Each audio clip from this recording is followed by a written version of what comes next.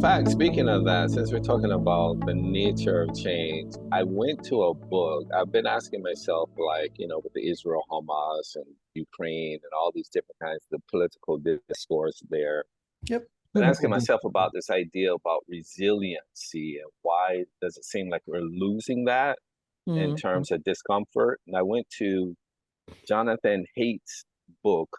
Let me put this in a chat here. He talks about this idea of in the coddling of the American mind. Yeah, Brian, one thing you need to share that with everyone instead of just a host and panelists. Oh, okay, let me do that Yeah. because he has he coined that term safetyism. Safetyism, interesting. Okay. Yeah, I've heard that.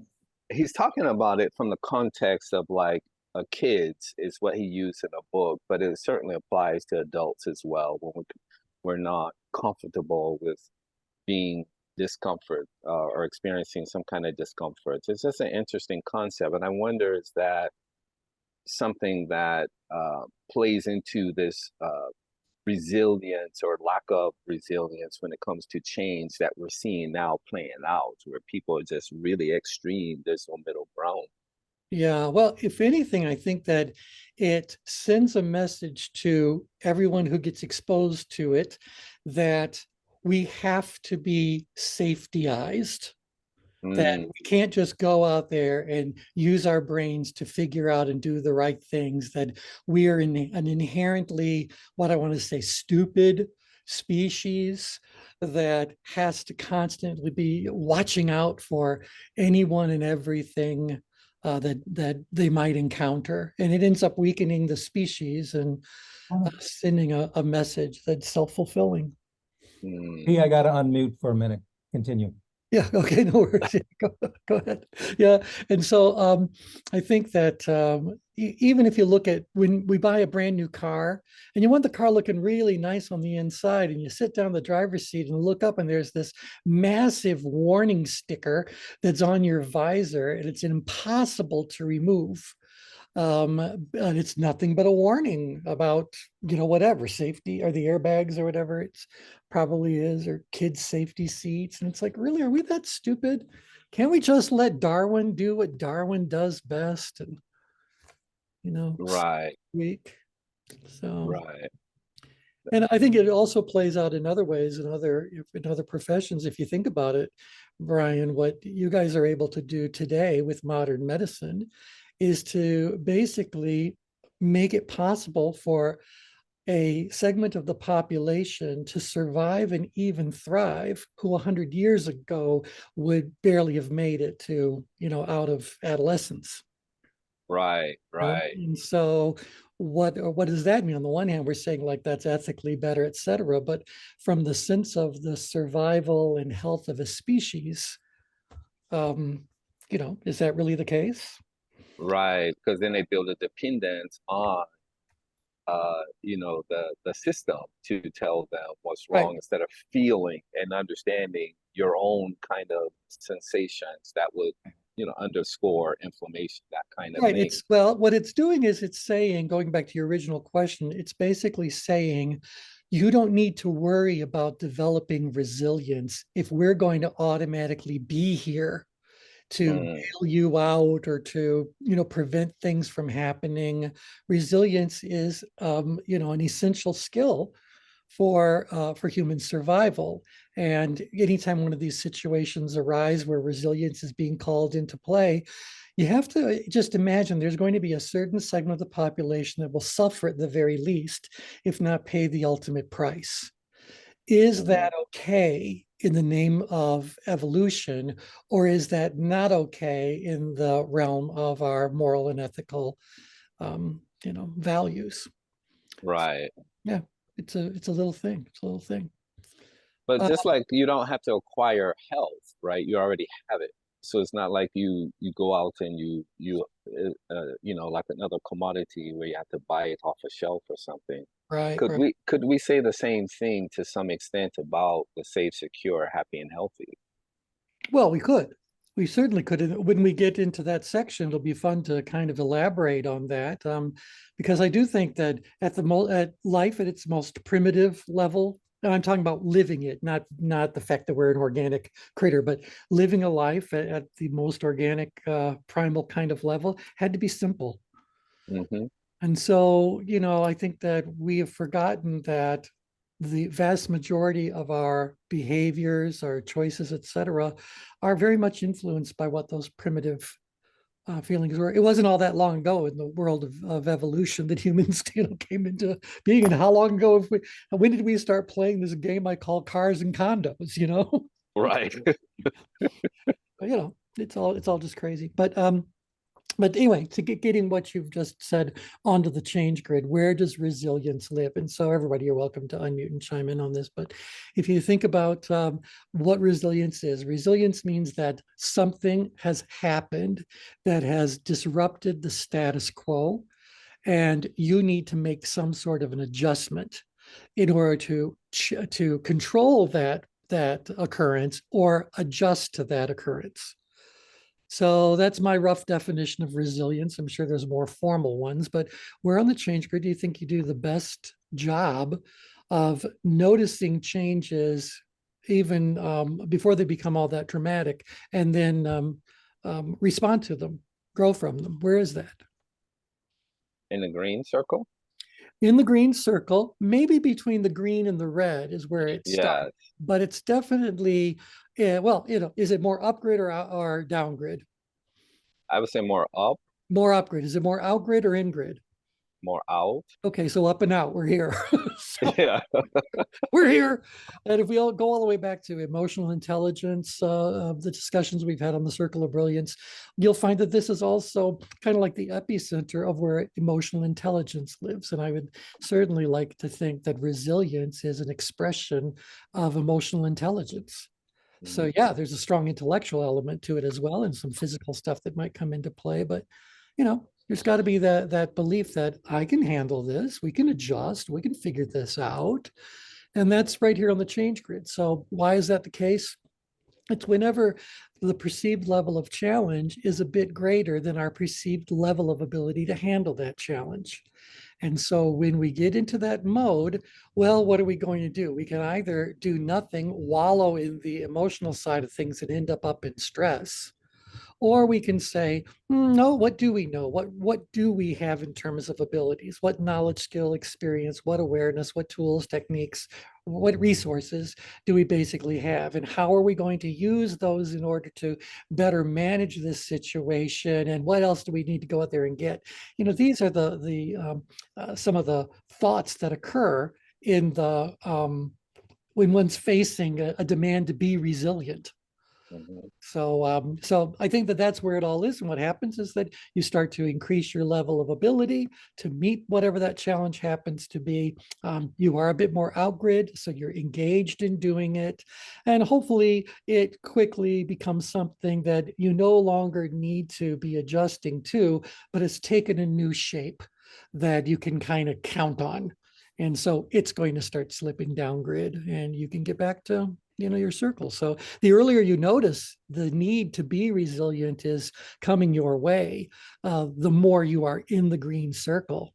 But if you don't notice that this change has come your way, and by the way, it could be way up in stress, it could be anywhere on the change grid, but nevertheless, it's going to pull you into this particular area of the change grid very, very quickly.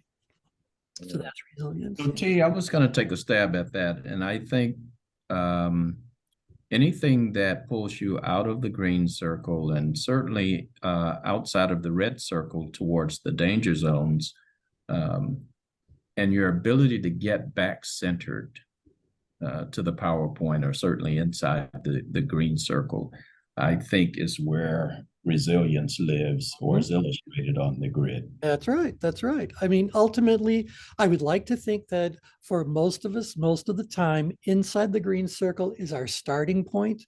And inside of the green circle is where we want to return after we go out there and deal with whatever was up grid that now we have to adjust to, or opportunity, or, tasks, duties, whatever on our table, or even minutia of living, and all this stuff. Life is lived all the way around the change grid. So how fast can you get back into that And I do believe the answer is the more sensitive you become to the subtleties that each one of those changes are kind of revealing themselves in the earliest stage. The sooner you notice that and respond to it, maybe you can handle it without ever leaving your green circle.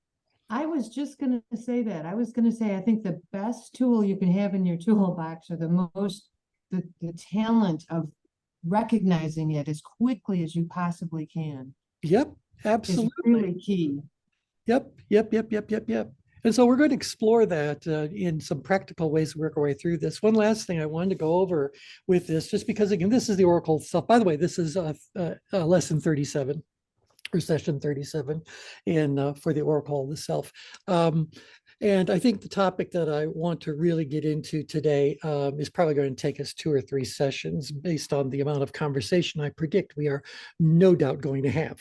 I could cover the content in 20 minutes, make no mistake about it. I could rattle it off in 20 minutes. But who wants to do that? Let's have some conversation. Let's see where we go with this.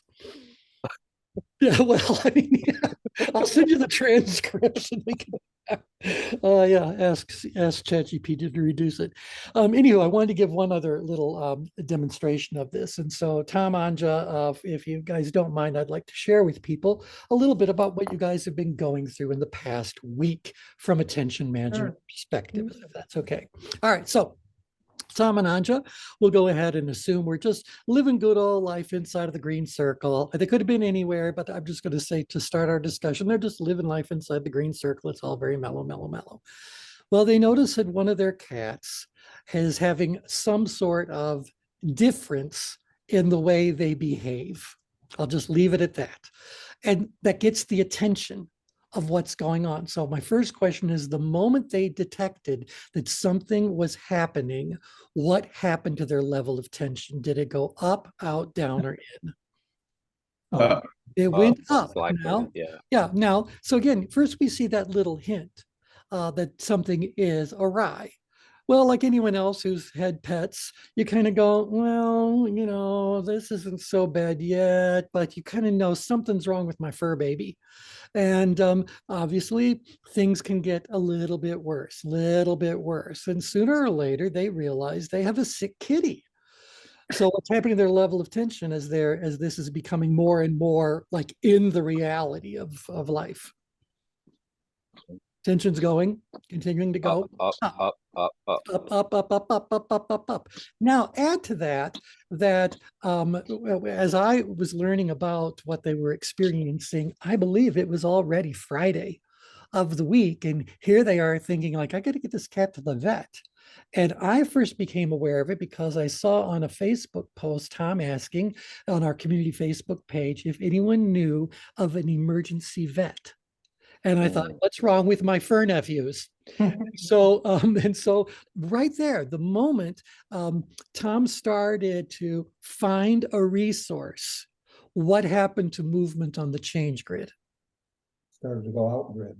Started to go out grid, because what's he doing? He's taking charge of something. He's going from being aware of something. Now, obviously, you don't start looking for a vet until you've already formulated an intention to go and find the vet. So he's further out grid. He's out here, and I'm going to say as an expressive driver. An expressive driver, because all of you guys, I'm sure, have owned pets. There's a very strong emotional element to recognizing that one of your fur babies is not doing particularly well, particularly when they're at the point that you go like, we got to get this cat to a vet. And so now, as they started to go out there and find resources, find someone to take the cat to, have it looked at, whatever, you can see their level of perceived ability would be going up. That's what's really driving the movement out grid. The more resources they could recognize, the lower their tension could go. Not like from an 11 or a 10 all the way down to a 2, but maybe take a point or two off of the edge of that tension, thinking like, no, there's something we can do, and we're doing it. Now, again, this is the weekend, and I can tell you that these emergency clinics you can go to are not necessarily staffed by the top people in their fields. And so you're whenever you hear, What's that? Go ahead, Angela. It's not like people, it's person. It's very The few. one person, yeah, who's doing the whole thing, doing the whole thing. So you can imagine that while they're out there trying to deploy this ability or follow this strategy they've put together, they encounter these roadblocks. The roadblocks could be roadblocks of ability. It could be roadblocks of capacity in the case of staffing, questions about the level of what do I want to say, expertise they might be getting there. And the whole time, you also have to be thinking, this isn't happening fast enough. I have a sick kitten and I don't want this to get, let's deal with this. Let's take care of this. Well, they shared that while they were in this emergency sort of clinic, another pet owner came in with another pet who apparently had a much more life-threatening kind of a situation. So suddenly that put their cat on the back burner. So is your guys' tension going up again? If you're thinking about this? Yeah. It goes up Tension, again. empathy, sensitivity. You're in a room with, 4 other people who have very sick animals who are very upset. You've got people coming in, Yep. and there's this garage door, double door, that automatic door that opens and closes, and it's the loudest. It's like an airplane hangar up in bed. And people are so not aware of their circumstances that they're standing there and it's opening and they're returning back and it's closing and it's open. And I got to the point where I'm going, brace yourself, door open.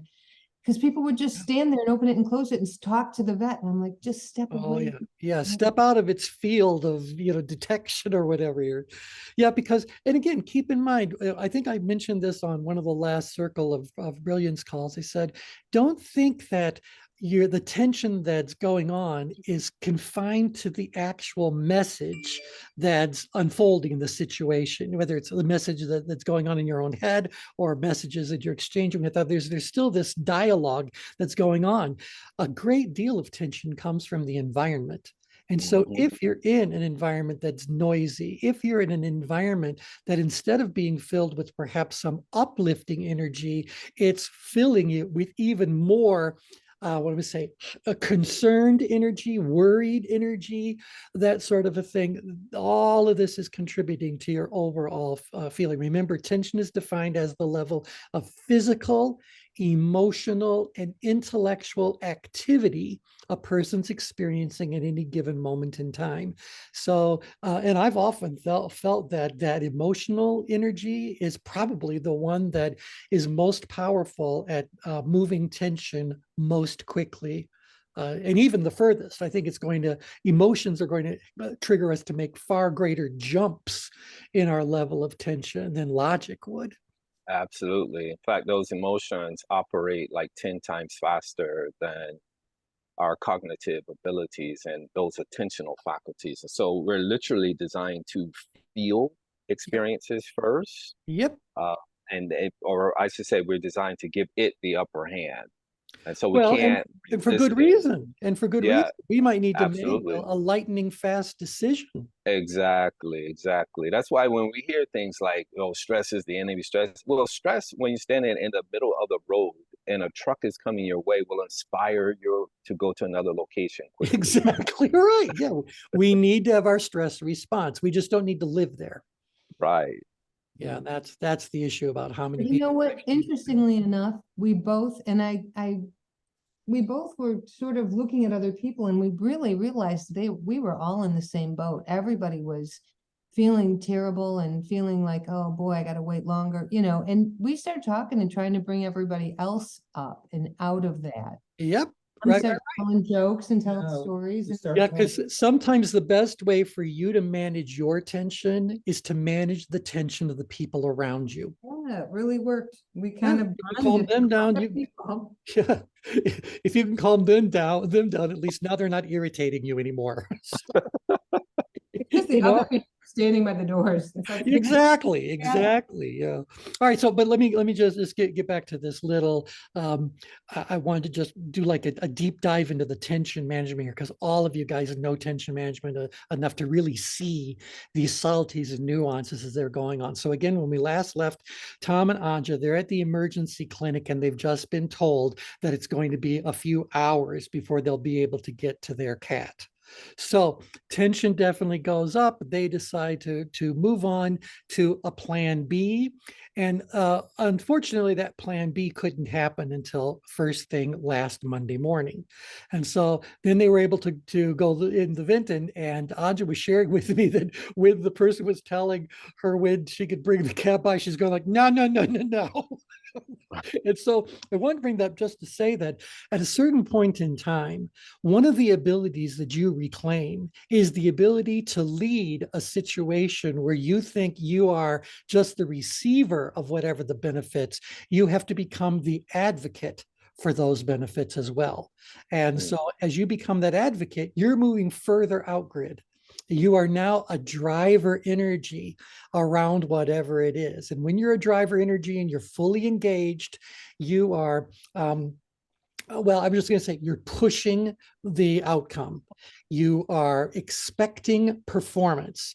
You want to know the details. You know, you basically are managing whoever that professional may be, so that they are telling you what you need to know, and they're coming up with a plan that's going to be definitive and all that sort of stuff. So it's interesting that when you move here on the change grid, rather than being so worried about what's going on, you suddenly become that whether it's the advocate for the change or you are the centurion that's out there going to make damn sure that this stuff is going to happen. That happens. Now you're very far out grid.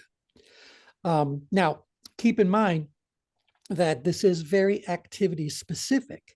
So you're very far out grid when it comes to interacting with the the staff that you have to interact with. And again, you're not in the danger zone. You're not out there exploding or anything like that. You're just pushing this as far as it needs to be pushed in order for you to get what it is that you need. And they say you can have. So just want people deliver on what you say. But it's activity specific. When Tom and Anja leave, by the way, the cats are on the mend. So don't worry about how this outcome talking about increasing stress and tension. Then after we were 3 days into going to 3 different vets with the one cat, our other cat became lethargic and stopped eating for a day and a half. And then we had him, Anja and I, each in our own car going in different directions. Yep. For an X-ray and one for an exam. Yeah, calling on the phone to give updates. And so just recognize, everyone, that that's a lot of decisions that had to be made. This is resilience put into action. This is them either, when it comes to perceived ability based on the level of tension, you guys know that when people are up in stress, they become rather, they forget that they know what they know and that they can do what they can do. They lose touch with their own resources. So as your level of ability goes up, part of this is about reclaiming the resources. So remember the downgrade maneuvers: normalize, simplify, restore resources, and add resources. And so they had to kind of pull all that into play, do whatever it is that needed to be done, and et cetera, et cetera.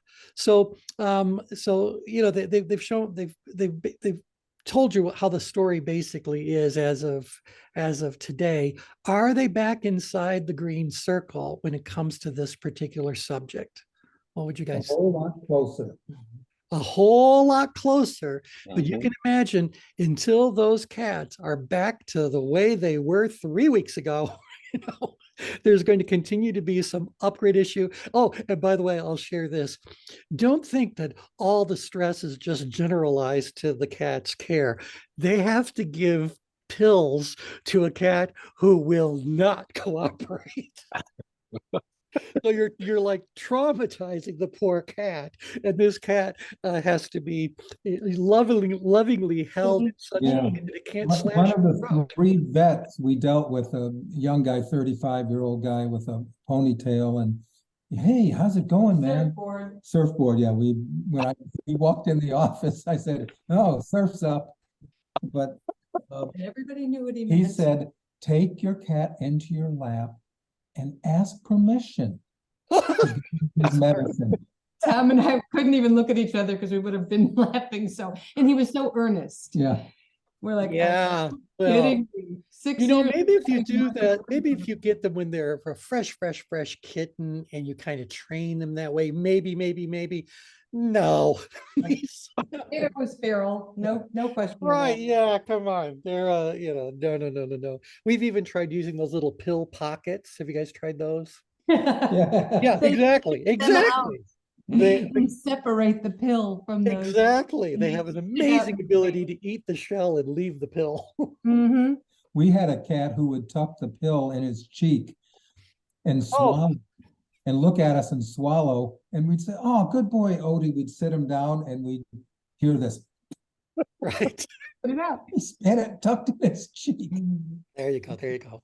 All right. But, just to finish off the tension management part of things. So you can even hear in their voice, they are feeling a bit better. I'm talking about Tom and Anja, because, there's a lot more tension going on than just one generic glob of tension around the kittens. Everyone's got their own tension happening and et cetera, et cetera. Well, when you laugh about things, that's telling us that there is a release of that upgrade tension. So that alone, laughing is a bit of a downgrade maneuver. And again, unless things have changed, the kitties are feeling better and they're being a little more active and that. So, maybe life can get back to here.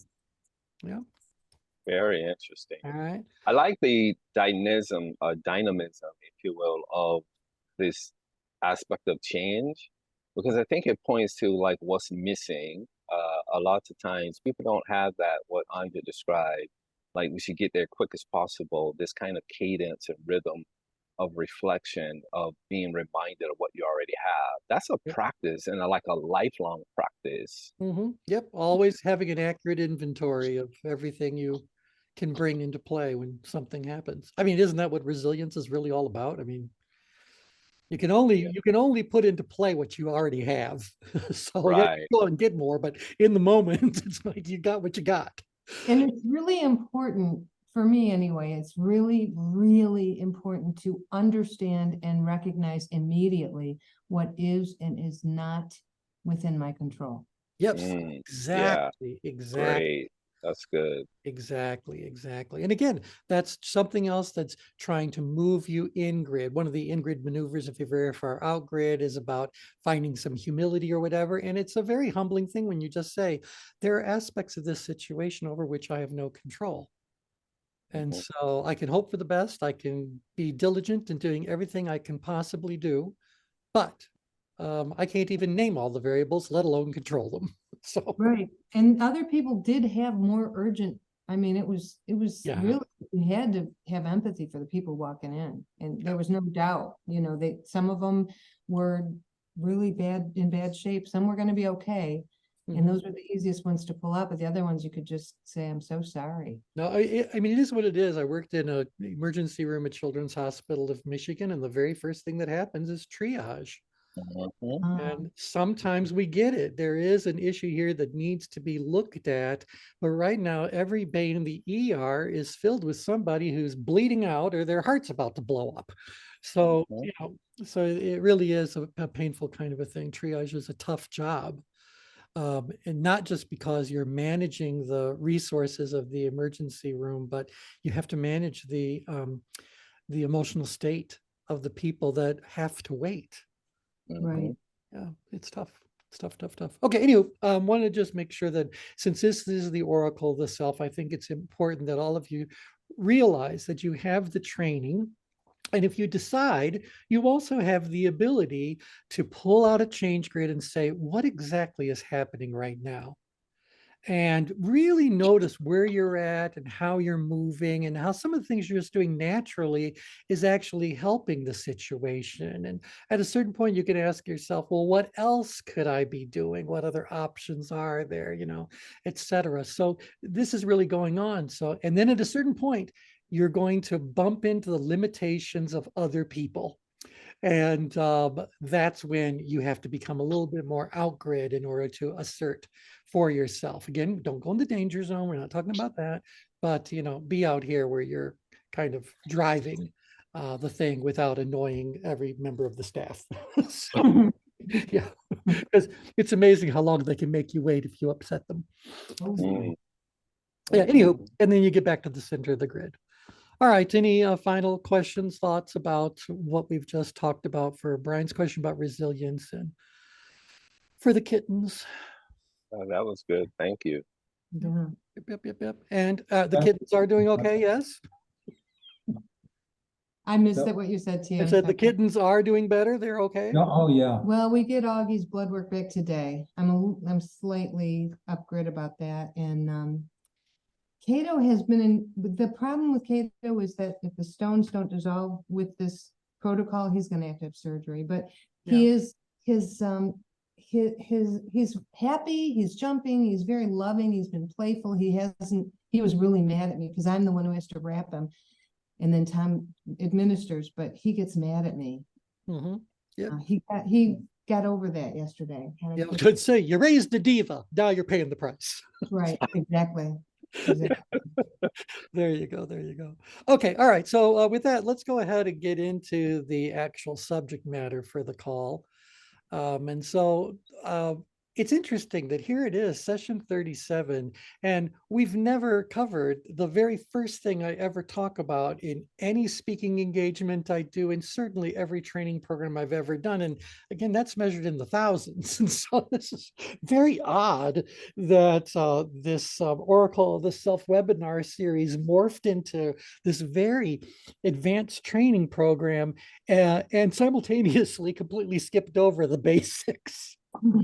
So I thought maybe we really should go all the way back to the square one you guys never stood at. And you can see where this all unfolds. So as we work our way through this, to whatever degree you possibly can, set aside the fact that you know content, you've got skills, you've got insights far beyond where we think the audience member would be when they are hearing this section of the program.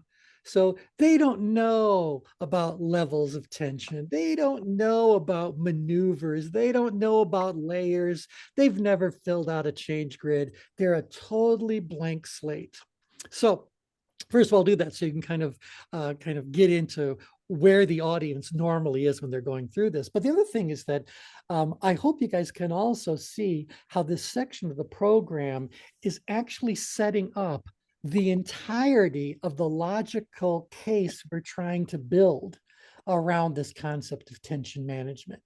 And so it kind of got two different, maybe three different ears I want you to hear this with as we do that. So we start off, this is up on the screen, somebody gets introduced, and this is the first thing that we throw up in this. So clients have one thing in common. They all want something to change. So I don't care if they're a client for business consulting. I don't care if they're a client for any kind of coaching or therapy or whatever else we might be doing. I don't care what industry it is in. I'll be very clear. I don't care.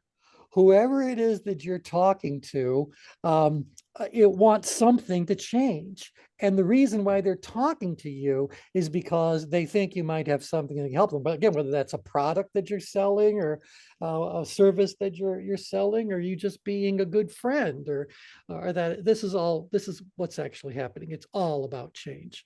So that's the one thing they all have in common. Are we in agreement so far? Yes. Absolutely. Yeah. Are we also in agreement that when you apply this to the oracle of the self, the real reason why you're examining these conversations you're having with yourself is because you want something to change? Now, we'll break that down into greater detail, but your whole reason for being on a personal growth kind of path is because you want personal growth. The word growth in and of itself implies that the future is going to be different than the present is today, right? And we call that change. So I really think if you look at life and whatever arena you're applying this in, it really is about change. I think sometimes it's about reversing change because you have change. Change is every day, change is constant. Yep. But like clients, I think they're seeing changes that aren't going the way they want them to go. So if they're looking for is a change in a different direction. Exactly, exactly. And regardless, they're still coming to us and saying, can you help me make that change? Okay. And so this is what we just want, people to kind of know. It's like, yeah, change is everywhere. It's all around us. I can rattle off 100 changes I'd like, and I can rattle off 100 more that other people are trying to get me to make. Change is all around us. It's just the way it is. Life is about change. Yeah. Otherwise, by the way, why would we need to worry about resilience? Oh, I just broke the rule. I'm talking about an advanced concept. I love the question that you ask on the next slide, because oftentimes when I ask that question of patients, naturally they respond the same way that you taught in terms of how you ask corporations, and they'll say, "Yeah, we're resistant to change and that kind of thing." But then when I say, "Have you, stood in line ever for the latest iPhone?" And I say, "Of course, I was the first one in line," that kind of thing. And so I will often offer them a more user-friendly word, if you will, for change. And I say innovation. All right. You stand in line for hours for innovation. That word literally means to change or to renew. Yep. There you go. So you experience change regardless, but when they see the word change, they seem to be resistant to that for some reason. Right. And so this is going to allow us to get into our discussions about how people have been programmed by whatever messages they've received from the time they popped out of the womb, and maybe even before that. So, at a certain point in time, we develop these beliefs, and these beliefs evolve into values and, behaviors and all that sort of stuff. But this belief, and that's where the problem is, and again, you're a brand new audience. You guys have barely heard me introduce myself, and I may or may not have used slide one. I'm only going to use this if an audience involves, people who are trying to influence other people. They're trying to get clients, or they're trying to whatever. Otherwise, if I have a short amount of time, I can't go over 84 slides in 60 minutes. So like any other presenter, we go through our whole stack of slides, and we just hide the ones that we just know there's not time to really cover, to do justice. So I'm giving you guys the whole open stack. So sometimes this is up on the screen, and the next thing out of my mouth is, are humans by nature resistant to change? And, everyone goes like, well, yes, of course they are. Yes, in fact, yes, indeed they are. And so I throw up the next little slide. A long habit of not thinking a thing wrong gives it the superficial appearance of being right. And by the way, I think we figured out, ChatGPT told us who this quote actually belongs to. Thomas Paine. Thomas Paine, exactly. Yep. So, but look at let me just think of those words and how often this really applies just in your life and the life that involves other people that you're exposed to. A long habit of not thinking a thing wrong gives it the superficial appearance of being right. And so for all of our life, we've heard people are resistant to change. You can read it in books. You can hear it. People are resistant to change. Well, they're just resistant to change. So-and-so's not doing what you want them to do. Oh, they're just resistant to change. Well, let me show you a bunch of changes. If humans were by nature resistant to change, we wouldn't date, we wouldn't get married, we wouldn't have children, we wouldn't go on vacation, we wouldn't buy a house, we wouldn't make any investments, we wouldn't start a business, we wouldn't do any of the things that you see listed on the screen, and hundreds of other changes that didn't make the short list. These are all examples of changes that we not only do not resist, we in fact go out there and do whatever we can do to make these things happen. But they increase tension to some extent. Okay, but no one knows tension yet. Sorry. Yeah, right. See, this is the fun part. So I really could just zip through it because you guys already know the meaty stuff. This is just for people right now kind of going like, well, that's really weird. If I'm resistant to change, how come I'm out there trying to get people to do this? And why am I always trying to sweet talk so-and-so into doing such and such? Why am I? Well, those are all changes. I'm not resisting these. I'm out there trying to go make this stuff happen. And so we're trying to make sure that there is very early on in our presentations, this question mark that's popping up in people's head. So now we're barreling through these. We're not going at the speed we're going right now. I'd be another dozen slides down the road if I just did my normal thing. So you see, change is the central activity of the human experience. So every single moment of every single day, we are all actively involved in the change process. In fact, before we get into it, there's all kinds of quotes that are out there giving evidence to what I'm saying. Survival of the fittest is the rule. Adapt or die is the universal ultimatum, and humans are no exception. And my favorite one, resistance is futile. Resistance is Right. And so, yeah, exactly. And so this is, and you know, there's hundreds upon hundreds of similar quotes that are out there that are just saying, look, if you really want to be a successful human, there is one thing you've got to master. And that one thing is change.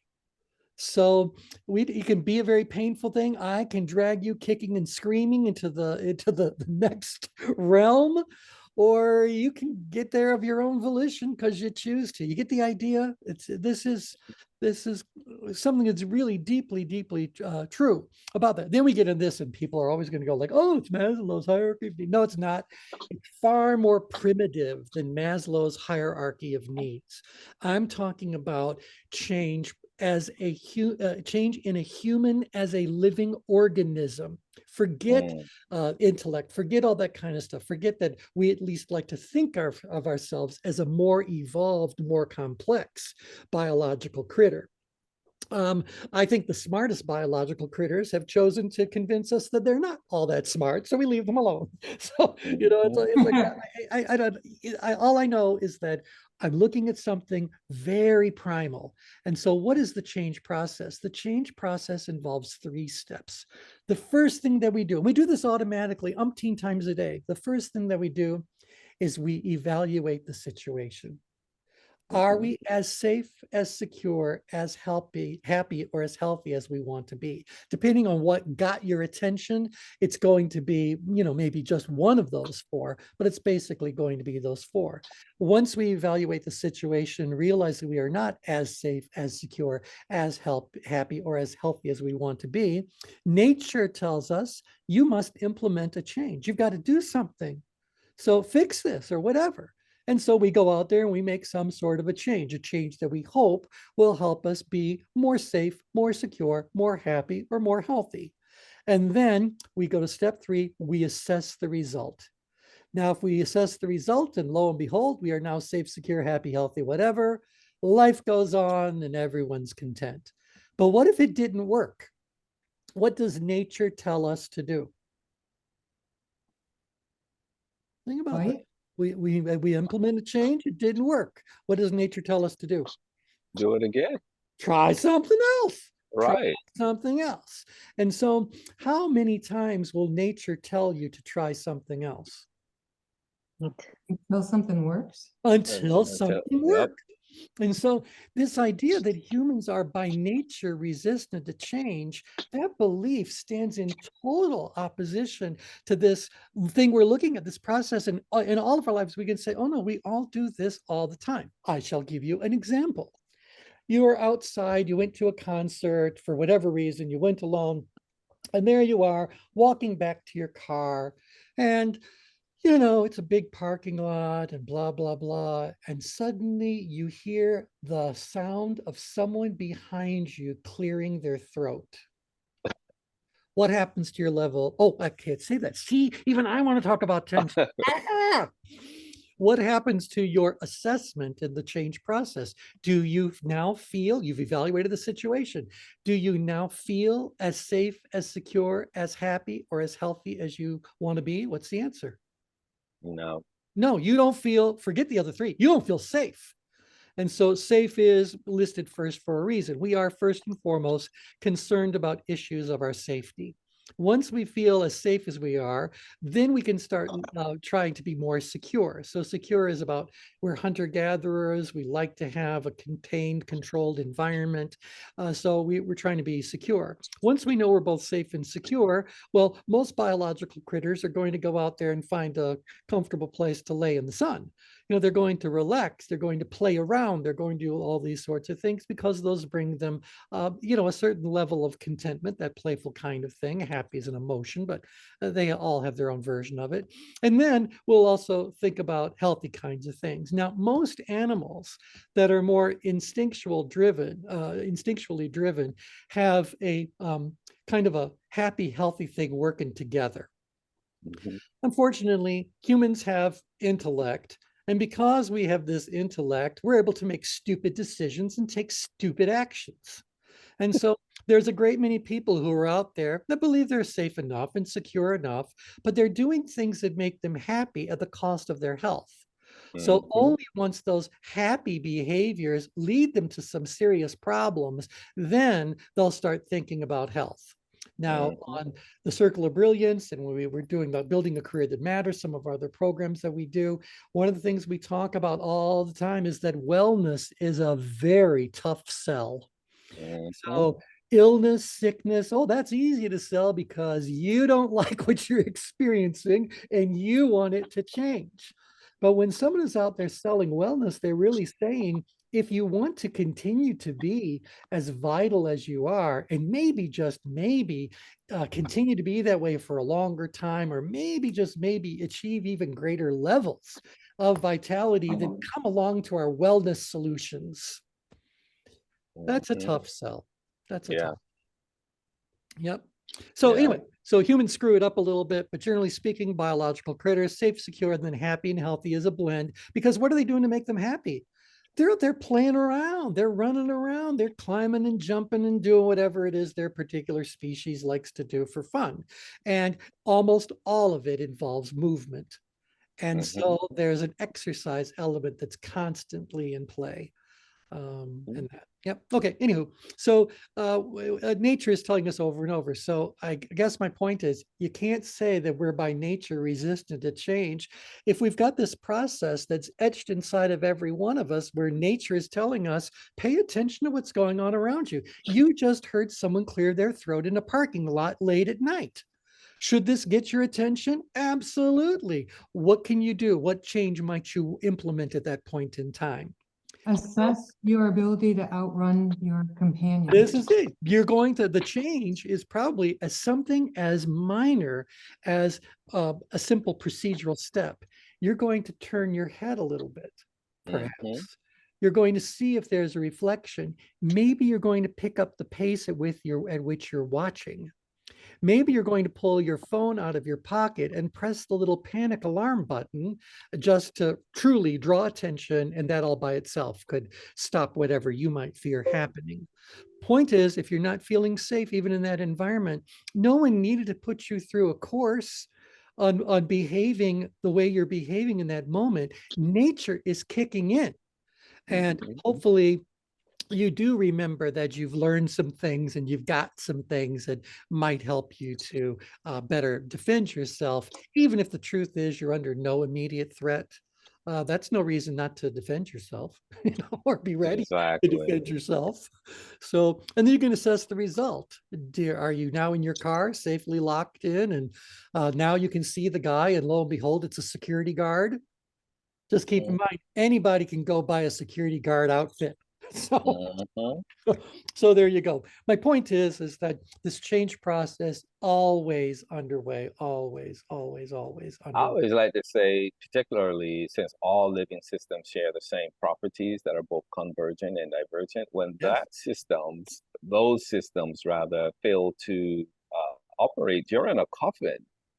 Like Right. these cells keep regenerating themselves for you to live, literally. So when that no longer activates itself, you're dead. You're done. Well, exactly right. Fear is the instinct that keeps us alive. And so if we had no fear whatsoever, can you imagine the situations we would just walk into? And it's like, that's why I'm always surprised. Lately, we've been seeing an increasing number of little memes and little reports on Facebook about people going to national parks and getting right up close to a buffalo. I mean, Oh, what level of stupidity have you achieved? Yeah. Well, I just want to get a picture with it. Well, it might be the last picture. Okay, anyway, so point is, that you know, there is this strange little thing going on where, for whatever reasons, there's an increasing number of people doing profoundly foolish things. And we're going to get to that in just a second as well. There's a reason why there's a dinosaur in the back of this series of slides. So anyway, change is the central activity of the human experience. The next thing I tell about change is that change is at the heart of every relationship. Change is at the heart of every relationship. Mhm. So humans are influential by nature. So let's take a look at different levels of relationships and you can see what I mean. So if you're in a relationship with a big crowd of people, so maybe you're a business manager, a leader, maybe you're running some kind of an event or whatever. Okay, you've got a bunch of people that are there, and you need to influence them. You're trying to get them to do whatever it is that needs to be done. Luckily for you, humans are influential by nature. Even if we look at more incidental sorts of things, how often have you made a recommendation to someone about a good restaurant, a good movie, a good TV show, a good whatever, or you might have told them about experiences that you had that were not all that great or whatever. And so you're basically still by your nature trying to influence other people. Are you trying to influence them to do something other than this word? Okay, why are you talking to them? Why are you trying? Influence all by itself, that word implies that something is going to be different as a result of whatever the attempt at influence might be. Now, it may be that you do what the person's advocating. It may also be that you just hang on tighter to whatever it is that your belief was going into it. But nevertheless, an act of influence is an expression of change. Yeah, Mhm. we guys Yeah. are we all in agreement so far? And so, Yes. Yep. so let's kind of take a look at this. When I say relationships, I mean you're surrounded by people who want you to change. So everybody wants you to change. Your parents, advertisers, your manager, your spouse. You know, you can see the whole list: the government, competitors, you know, politicians, whatever it is. Everyone wants you to change. And think about this for just a second. I don't necessarily know what the motive is behind the change, because different people on this list might have different motivations. Certainly, I would like to think that anything that your spouse might want you to be is to do might be something you take a little bit more to heart than something that the government wants you to do, Mhm. you know, or whoever, or your doctor wants you to do, or whatever it Mhm. happens to be. So, um, and yeah, everyone's going to want you to change. And there's your pets. I promise you, pets always get what they want. All right. So now again, we talked about humans being influential by nature. We also have a herd instinct.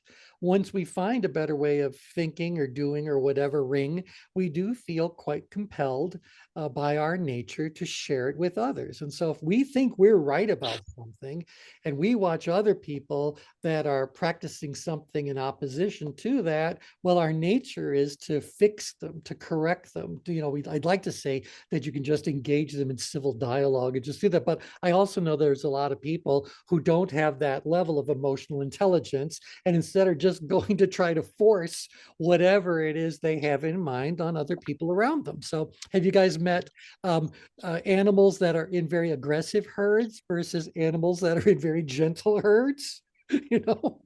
It's still which herd are you a part of and what herd are you into? We have a herd instinct. When we think Yeah. we've got a better way, we feel compelled to try to fix people, by the way, who may not truly be in distress, but we want to fix them anyway. Yeah. And social media has really impacted that aspect, like Yeah, at scale. absolutely, absolutely. Now we do have a series of exercises we do around this, and if you guys were to engage anyone who's a ChangeWorks coach or whatever to have a journey experience or whatever with them, you may very well fill out this little exercise. So let me explain it to you conceptually. I'll walk you through the steps. You can do this for yourself anytime you want. You do not need this particular diagram. So the bottom line here is that what you see in front of you are two different clusters of circles. The only difference in these two clusters is the direction the arrows point with relation to the circle in the center. So for this first little part of the exercise, you want to put yourself in the center And then you want to ask yourself, who is trying to influence me to do something? And again, you guys have advanced insight already. We want to be as specific as possible. So don't just tell me that so-and-so is trying to influence you. No, so-and-so is trying to influence you to do what specifically? Because truth be told, that so-and-so might be trying to influence you to do multiple things. And so when we use this, we could put you in the middle. And again, as we are right now, you can surround yourself with anybody you want. As many people, there's room for 8 people here. Feel free, fill it with 8 different people. But there's also no reason why you couldn't say, no, I think it's more about one person is trying to influence me, but they're trying to influence me to do multiple things. Multiple things. You get the idea? That's Yeah. awesome. So you can do it any way you really want, because mostly here, this is about to illustrate the principle, but it's still a very, very valuable exercise or resource tool to give to clients, or again, it's Oracle of the Self for you to use on yourself in order for you to kind of go, what the heck is really going on right now? Now, obviously, we'll get to it sooner or later, but you can see the other cluster. You're still in the middle, but now who are you trying to influence? It might be the same people. It might be different people. It might be the same issues. It might be different issues. But this is a little separate thing we're going to be doing a little bit further down the exercise. So right now, exercise, you're in the middle. You're surrounded yourself by, in this case, 8 people who have something specific they want you to do. Now, if you're really doing this in the full deployment, I would say forget 8. You might have 50. I don't know. Grab a piece of paper, put a few columns and say, this is who's trying to influence me. This is what they're trying to influence me to do. And fill out an exhaustive list. It might be people you already know. It could also be messengers that you tend to listen to with some sort of frequency. So that might be, could be friends and families and coworkers and colleagues and, neighbors down the street. That's true. But it could also be the media.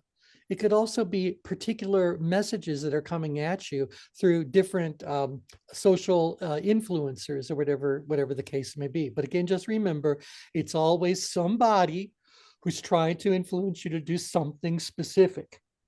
The only exception that I kind of make for this is that if people are thinking more in terms of like, it's the government that's trying to change me, or it's doctors that are trying to change me, I'm okay with you being a little more generic, because I really am more concerned about the specific change they're trying to get you to make.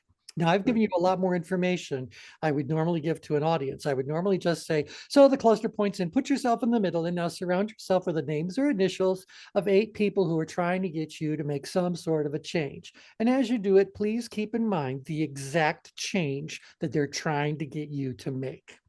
Okay, you guys got the exercise? Yes. Do you find that the audience will struggle between understanding the difference between the inside out? Like, seems like people don't understand how to best delineate between being internally led versus externally driven. Yeah, you are 3 slides down the stack. Got it. Yeah, so that's coming up. Yeah, keep in mind, T's taught this a few times, so it all gets unrolled. And again, I think it's really important, particularly when you're teaching something that on the one, I've always said that for people to be good at change works, you need equal parts intelligence and intuition. But it's that intelligence part we're focusing on in right now. I know there's a lot of content. And I know that there's probably more content than the average student cares to learn or has a need to learn or a hunger to learn. I completely get that. So I just want to make sure that whatever I do present, I'm presenting in a way that lays out a path of logic. So that when they get to whatever point they get, they go, not only do I know this and understand this, I know where it all comes from. I know where it all comes from. So yeah, so they haven't even looked at this. I haven't even acknowledged it exists. For now, let's just look at the cluster on the left side. All these circles pointing in. Okay, now we got to get to the important part. In fact, I also, depending on how many slides I want to use, I might just show this and then instantly jump to this one. Let's start by looking at this one. Now, when I say, now I want you to put the names or initials of 8 people that are trying to get you to change. Now, again, if I have a short program, I might say, as long as you got 2 or 3, that's enough to illustrate the point. But when you get home, when you have time later, please fill this out in its entirety. Put down the names or initials of people that are trying to influence you. If we're doing this inside of a formal work setting, the client may very well have asked me to have them write down the names of the 8 people that tend to be directing their behavior. It could be customers, it could be co-workers, could be management, whatever it happens to be. But inside of their work setting, who is trying to influence whatever it is they happen to be doing? Okay, so again, this is very portable. You can apply it many, many ways. Now, I don't want to say to people, so look, to prove my point that change is occurring, how many of you all agree people are trying to get you to change? They're all going to say, yeah. This is interesting, but there's nothing to be learned there. Here's where you learn. I say, now, thinking about each of those people and thinking specifically about the change they're trying to get you to make, answer this question. Do you feel positively, negatively, or neutrally about what they're trying to get you to do? So if you feel positively, put a plus sign next to it. Negatively, put a little minus side. If you're kind of on the fence and think it could go either way, a little plus minus will work as well. And we have them do that. And then I can turn this into conversations. I can say, okay, well, everyone, now spend a couple of moments with your partner, talk about whatever level of detail you're comfortable sharing, but mostly, why is it that you feel positively, negatively, or neutrally about the specific change this person wants you to make? The focus is on your assessment of positively, negatively, or neutrally. All right. Now, how many of you feel like you know enough about tension management to tell me why it's important that they do this? What am I trying to set the stage for them to understand? So I can say to them, yeah, I'll just say that. What do you think I'm trying to set up? Is it perception and perspective? Okay, yep. Go ahead, Audra. Whether or not you're resistant to them for other reasons, or why you're resistant to them. Exactly. I don't really care about the plus signs. I care about the minus signs. I want to know, why is it that you're not resisting what Mary wants you to do, but you're very much resisting what John wants you to do? Now, it may be true that you're resisting John because he has a very long pattern of doing stuff that drives you berserk, but we'll just say, no, these are all otherwise fine old people. But the subject that John is focusing on is one that you want to give a minus sign to. Why would you give it a minus sign? Because you don't like them, because you really want to draw an X over their faces. Okay, good. And if you otherwise like them but don't really agree with what they're asking you to do, why might you be resisting doing that specific change? Because you don't like them. Yeah. Okay, but set that aside and say, let's say you do like them very much, you love them, but it's what they want you to do that you have an issue with. You don't think it's for the best. You don't think Okay, it's good. out. Yeah. Keep going on that. You guys are the gifted students. You know what word I'm going to be looking for in about 20 minutes. They're You're not ready for it. Tension. Not ready for it? No, tension is about 30 minutes away. So before we get to tension, control. That's what it's all about. And we'll get to that. Now, mind you, we don't do that as I'm doing this in a regular class. And that's what I thought I was going to do, but I'm unable to do that when I know people know what it is that we really are talking about. I need to set up the fact that the reason why we feel positively about what Mary wants us to do is because we believe that what Mary's telling us to do is going to help us gain a greater sense of control. It's going to enhance what's going on control-wise. So of course I'll do it. But there's a minus sign next to John. I think that if I do what John wants me to do, I'm not going to gain control. I'm going to lose control. Or if it's Sally, I might be going like, maybe I'll win, maybe I won't. There's good points to it and there's bad points to it. I'm on the fence about that. But I'm not on the fence about change in general. I'm not even really on the fence about the specific changes. I'm on the fence about the control part of the equation. So this is ultimately what we're trying to ring home, is that humans are not resistant to change. We're resistant to losing control. Okay, thoughts Interesting. about Because that? isn't that too a product of your perception? Because Well, again, I think about like patients, right? Like I don't want to control them. I'm giving them information so that in their homes or in their environments, their habitat, they can take better control of their own health, but yeah. they still won't change. Well, right. And why is that? But Now, they give a host of excuses. right, but see, here's the thing where you guys know, and I'll just scroll through these. After we finish this little exercise, all the thing about change, we're going to get into these 4 aspects of control. The reason why they seem to be resisting, the reason why in their mind they're giving you the minus sign is because when they flesh this out, you don't win. The Mm, costs of doing whatever you want them to do, as far as whatever this change is concerned.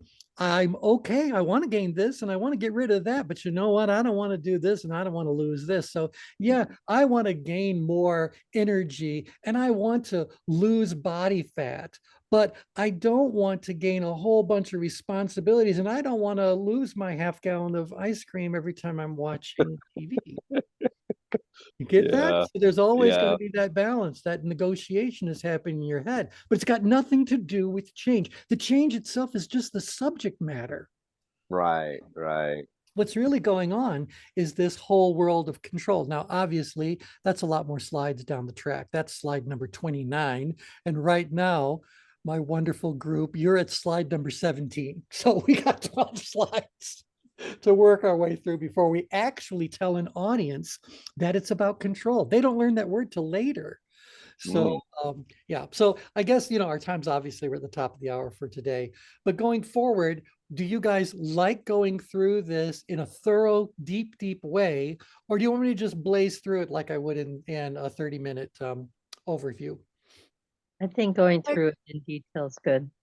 Okay, hmm in detail. Do I have any votes for the 30 minutes?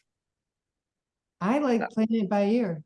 Well, good, because here's the thing. If you want to know the nature of change in 30 minutes, I've already done a video on that. I can send you the link. So yeah, you can get all of it, but we don't go into these exercises. Obviously, the exercises are really designed for when you've got a group of people to interact, really play some games, lock it in and all that. But again, this is the Oracle of the Self. I would like you guys to kind of do this yourself. If you want our little circle diagrams, you can have them, but I think that it is an injustice to lead you to believe that there's only 8 people that are trying to get you to change, or only 8 hmm entities that are trying to get you to change. I promise you, you could fill a piece of paper with all the changes if you just kind of notice for a whole day every message you hear, every person you come in contact with. Did they just try to influence you to do something? If they do, you got to put them on the list. You're drowning, surrounded, mobbed by people that are trying to get you to make some sort of a change. And by the way, before you feel too much like a victim, I'd also like to let you know that the next time we talk, you're going to be exploring who you want to change. So you are the victim, you are also the perpetrator. So, Oh boy, all oh boy. right. But that's the whole point. And again, what I'm trying to influence here is that change is at the heart of every relationship. Of So course. the reason why we're together is because working together in whatever combinations we're talking about enhances our sense of control. And Well, yep. Okay, go and ahead. Yep. growth is at the heart of every relationship. So of course change is at the heart of Yeah, every relationship. exactly. And see, that's the nice thing. When we first put this together, I debate, and again, this is what, decades ago, it's like, what word do I really want to put up there? And so the words were, things like, well, it could be growth, it could be this, it could be that. And I thought, what's the most generic word I can come up with? Well, that word is change. Or since Dragon's on the call, in Dutch, it would be verandering. I think so. Verandering? Is that what it is, Dragon? Yeah. Yeah. Verandering? I think the Dutch word for change is verandering. Interesting. Yeah, he's unmuted, but I can't hear. So yeah, type Yeah, it. sorry, it's I'm here. You. Yeah, is the Dutch word for change verandering or something like that? Yeah, nearly. Verandering is change. Yeah, verandering. Yeah. Verandering. Yeah. There you go. That sounds cool. Berendering. Yeah, but the thing is that we were just Berendering. It sounds Romanian. we were just looking for a collective term that could encompass all those different ways that change expresses itself in our lives. And so that's I what can see how using the word change is 1,000 times better than anything else you can think of in a corporate setting. yeah. You can totally see that. And honestly, I was trying to put together a program that was easily approachable by the audiences that I would be put in front of. And so I didn't want to try to give them all kind of technical terminology for everything. I just was like, look, it's change, it's control, it's tension. It's provocative though, as Yeah, well. exactly. Mhm. And that's what we want to do. That's why the nature of change is so important, because by the end of this, you can imagine we're saying like, okay, change is really what we all want. But the reason why we want it is because of control. But just knowing that we would gain control is rarely enough to get people to change. There must be some other ingredient. What is this ingredient that's going to dictate what changes someone is going to make and when they're going to make them? And that's Yeah. tension comes into play. So Mhm. our goal in doing the nature of change and crafting the nature of the change we have is because we do want to lay down a solid foundation for what we're putting forth as what we consider to be the truth about how humans operate. So we need to set the stage. But the other thing is that we want to get people hungry to kind of understand what that truth may be, since we've just dispelled the belief that people are resistant to change. And we've just taught them that everything is about control. But even then, there's still a puzzle piece that has to be addressed. So we did want to stimulate that curiosity, create a little bit of a hunger. So they'll actually come back to part 2 after their lunch break, you know? So it's always bad when your audience is half the size it was in the morning. So luckily, Yeah. I've never experienced that, but I've watched it happen to others. But this is much more, for me, mentally digestible than like the organizational change management programs. Oh, yeah. They make it way too complex. They get too theoretical too fast. Right. And Right. we want to keep it practical and approachable. And by the way, I mean, just think about this. Right? You shouldn't be surprised that T would engineer something this way, but I know how much detail there is in all things tension management. I mean, I know what's waiting for them if they decide to spend 35 or 40 hours in kind of training, but I need to make sure they can approach it gently. So I have a cartoon dinosaur, and I'm doing simple things like clusters of circles and just a couple of words on something. I want to make it as easy and as approachable as possible so people can get, as Anju was pointing out, so it's provocative, that it's something that even though they gently got into it, it left them going, wow, have I been missing something? Mhm. What do I know? And you guys now know after 35 hours plus of training that, yeah, most people are missing a great deal of insights they would benefit from having. Yeah. Okay, anyway, we'll pick up where we left off next time around. If you guys got any questions, comments, do feel free to reach out. Otherwise, bye for Thank now, you. everybody. Oh, spanning is tension. There you go. Verandering is change. Spanning is tension. Short course in Dutch, yeah. There you go. Okay, thanks, everybody. Bye for now. Thank you. Have a good day, everybody. Have a Yeah, good one. thanks.